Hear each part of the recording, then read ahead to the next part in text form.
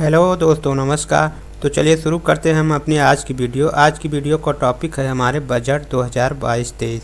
Budget से जितने भी महत्वपूर्ण प्रश्न बनते हैं उन सब प्रश्नों पर हम चर्चा करेंगे। अगर आप किसी एग्ज़ाम की तैयारी कर रहे हैं तो ये वीडियो आपके लिए बहुत ही हेल्पफुल होगा। तो चलिए शुरू करते हैं हम अपने पहले प्रश्न से। हमारा पहला प्रश्न है, भारत में सबसे अधिक बार बजट पेश करने का श्रेय किसको मिला है? Option A Morarji Desai, option B Jawaharlal Nehru, option C R K Shanmugam Chetty, option D Pranab Mukherjee. तो राइट ऑप्शन होगा ऑप्शन ए मोरारजी देसाई। तो चलिए मोरारजी देसाई के बारे में थोड़ा डिटेल से जान लेते हैं। मोरारजी ने सबसे ज़्यादा बजट पेश किया है, सबसे ज़्यादा बार बजट पेश किया है। आज़ाद भारत में सबसे अधिक बार बजट पेश करने का रिकॉर्ड मोरारजी देसाई के नाम है। मोरारजी देसाई ने 8 सालाना बजट और 2 अंतरिम बजट पेश किए हैं। वित्त मंत्री के तौर पर अपने पहले टर्म में उन्होंने 5 रेगुलर बजट 1959 से 60 और 1963 से 64 और एक अंतरिम बजट 1962-63 पेश किया है। वित्त मंत्री के अपने दूसरे टर्म में उन्होंने 1967-68 से 1969-70 के रेगुलर बजट और एक अंतरिम बजट 1967-68 पेश किया है। इन चारों अंतरिम बजट के दौरान मोरारजी देसाई वित्त मंत्री के साथ साथ इंदिरा गांधी की कैबिनेट में डिप्टी प्राइम मिनिस्टर भी थे। तो नेक्स्ट क्वेश्चन है दोस्तों, नेक्स्ट क्वेश्चन है हमारा, स्वतंत्र भारत का प्रथम बजट किसने प्रस्तुत किया है? Option A Morarji Desai, option B Jawaharlal Nehru, option C R K Shanmugam Chetty, option D Pranab Mukherjee.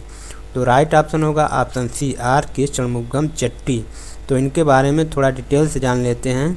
Bharat की आज़ादी के बाद आर के षणमुगम चेट्टी पहले वित्त मंत्री बनाए गए थे। उन्होंने 26 नवंबर 1947 को आज़ाद भारत का पहला बजट पेश किया था। वे 1 साल इस पद पर रहे। आज़ाद भारत के बजट में पहला बड़ा बदलाव तीसरे वित्त मंत्री सी.डी. देशमुख के कार्यकाल में हुआ। देशमुख के कार्यकाल में ही भारत में पंचवर्षीय योजना की शुरुआत हुई। उन्होंने जब 1951 में अपना पहला बजट पेश किया तो पहली बार इसके दस्तावेज हिंदी में प्रिंट हुए। इससे पहले तक भारत का बजट सिर्फ अंग्रेजी में ही तैयार होता था। तो नेक्स्ट क्वेश्चन है दोस्तों, भारतीय बजट पेश करने वाली प्रथम महिला कौन थी?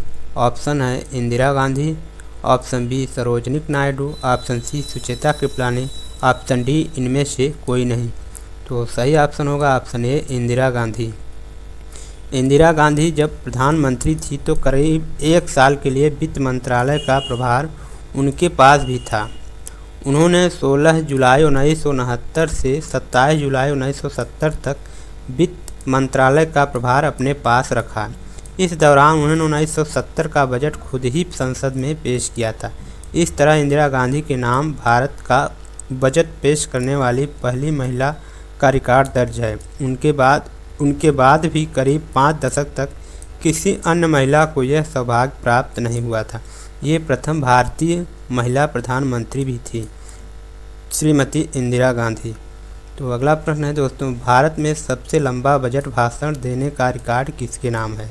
ऑप्शन है निर्मला सीतारमण, अरुण जेटली, इंदिरा गांधी और जवाहरलाल नेहरू। तो राइट ऑप्शन होगा निर्मला सीतारमण। निर्मला सीतारमण का जन्म 18 अगस्त 1959 ईस्वी में तमिलनाडु के मदुरई में हुआ था। भारत की वित्त मंत्री हैं। सितंबर 2017 से मई 2019 तक वे रक्षा मंत्री भी रह चुकी हैं और उससे पहले वे भारत की वाणिज्य और उद्योग स्वतंत्र प्रभार तथा वित्त व कॉर्पोरेट मामलों की राज्य मंत्री रह चुकी हैं। निर्मला सीतारमण भारत की पहली पूर्णकालिक महिला वित्त मंत्री है। मोस्ट इम्पॉर्टेंट है। निर्मला सीतारमण 2003 से 2005 तक राष्ट्रीय महिला आयोग की सदस्य भी रह चुकी हैं। तो इम्पॉर्टेंट क्वेश्चन है। अगला प्रश्न है, भारत का प्रथम बजट कब और किसने प्रस्तुत किया था? ऑप्शन है 13 फरवरी 1860, 14 फरवरी 1960, 15 फरवरी 1760 और ऑप्शन डी 16 फरवरी 1865। तो सही ऑप्शन होगा ऑप्शन ए 13 फरवरी 1860। तो 1857 की क्रांति से पहले भारत पर ईस्ट इंडिया कंपनी का शासन था, जिसे कंपनी राज कहा जाता है। इसके बाद ब्रिटिश काउंसिल ने भारत की बागडोर अपने हाथों में ले ली। उस समय भारत आर्थिक संकटों से जूझ रहा था, जिस कारण ब्रिटिश सरकार ने नई योजनाएं तैयार की। भारत की अर्थव्यवस्था का लेखा जोखा और आय व्यय का हिसाब तय करने का काम द इकोनॉमिस्ट अखबार शुरू करने वाले अर्थशास्त्री जेम्स विल्सन को दिया गया। जेम्स विल्सन ने 1860 में भारत का पहला बजट पेश किया। यही से भारत में इनकम टैक्स की भी शुरुआत हुई। तो नेक्स्ट क्वेश्चन है दोस्तों, स्वतंत्र भारत का पहला बजट कब पेश किया गया? Option A 1860, option B 1948, option C 1945, option D 1947। तो राइट ऑप्शन हो जाएगा दोस्तों 1947। राइट ऑप्शन हो जाएगा 1947। नेक्स्ट क्वेश्चन है दोस्तों, केंद्रीय बजट 2022-23 के कितने केंद्र बिंदु क्षेत्र प्रस्तुत किए गए हैं? Option A 7, option B 6, option C 5, option D 4। तो सही ऑप्शन हो जाएगा ऑप्शन ए 7 बिंदुओं पर केंद्रीय बजट 2022-23 पेश किया गया है। पहला है पीएम गति शक्ति, दूसरा है इंक्लूसिव डेवलपमेंट, तीसरा है एनर्जी ट्रांजैक्शन, चौथा है सनराइज इम्पोर्टिट्यूशन और पांचवा है प्रोडक्टिविटी इंक्रीमेंट क्लाइमेट एक्शन, छठवां और सातवां है फाइनेंस ऑफ इन्वेस्टमेंट। तो नेक्स्ट क्वेश्चन है दोस्तों, 14 क्षेत्रों में उत्पादन से जुड़ी प्रोत्साहन योजनाओं में कितने नए रोजगार सृजित करने की क्षमता है? Option A 60 lakh, option B 50 lakh, option C 40 lakh, option D 30 lakh. तो राइट ऑप्शन होगा ऑप्शन ए 60 लाख। अगला क्वेश्चन है दोस्तों, 1 क्लास 1 टीवी चैनल कार्यक्रम को 12 से 200 टीवी चैनलों तक किस माध्यम से विस्तारित किया जाएगा? Option A PM E Vidya, option B PM E Pathshala और सी पीएम ई गुरु और option D PM E Saraswati. तो सही ऑप्शन हो जाएगा option A PM E Vidya.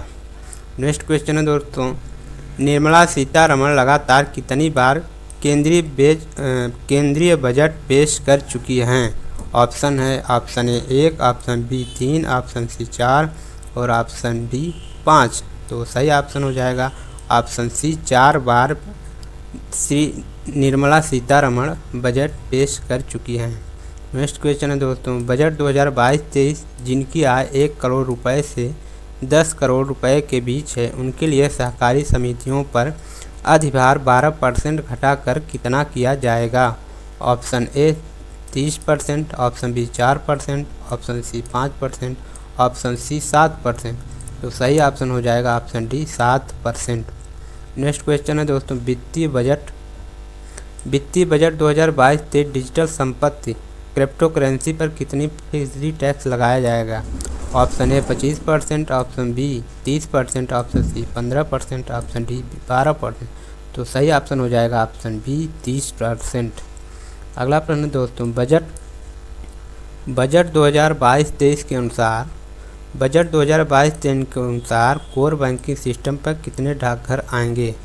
Option A 1.2 lakh, option B 1.3 lakh, option B 1.4 lakh, option D 1.5 lakh.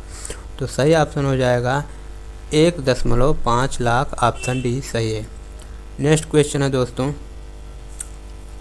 यात्रियों के लिए उच्च दक्षता और बेहतर सुविधा वाले कितनी नई पीढ़ी की वंदे भारत ट्रेन विकसित की जाएगी? Option A 100, option B 250, option C 400, option D 350।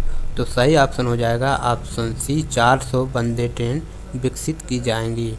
अगला प्रश्न है, बजट 2022-23 के अनुसार FY23 के लिए निर्धारित राजकोषीय घाटा लक्ष्य क्या है? Option A 6.1%, option B 6.2%, option C 6.3%, option D 6.4%। तो सही ऑप्शन हो जाएगा ऑप्शन डी 6.4%। अगला प्रश्न है दोस्तों, भारत ने हाल ही में बजट 2022-23 के तहत कृषि क्षेत्र में 2020-21 के मुकाबले कितने प्रतिशत की बढ़ोतरी की है? Option A 0.3%, option B 0.5%, option C 0.8%, option D 0.10%। तो सही ऑप्शन हो जाएगा ऑप्शन ए सही हो जाएगा 0.3%। अगला प्रश्न है दोस्तों, बजट 2022-23 में पीएम गति शक्ति के तहत कितने किलोमीटर तक राष्ट्रीय राजमार्गों को पूर्ण करने का लक्ष्य रखा है?